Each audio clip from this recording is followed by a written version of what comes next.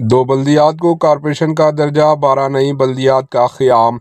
दो म्यूनसिपालिटीज़ महबूबनगर और मंचूरियाल को अपग्रेड करते हुए म्यूनसिपल कॉरपोरेशन बना दिया गया। इसके अलावा 12 नए बल्दियात कायम किए गए। इनमें संगारेड्डी डिस्ट्रिक्ट के कोहिर दक्कन शामिल किया गया और खम्मम के कुछ गांव और भद्राद्री कोत्तागुड़म के अश्वारावपेट, महबूबनगर के एक गांव को शामिल किया गया।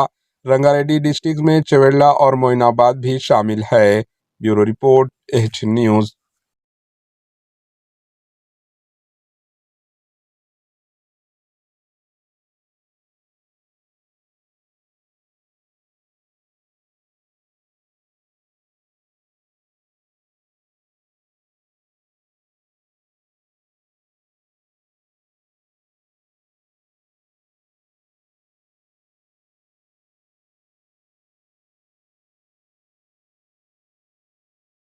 हमारे एच न्यूज़ को सब्सक्राइब करिए ताकि आपको नोटिफिकेशंस आते रहे वक्त पर।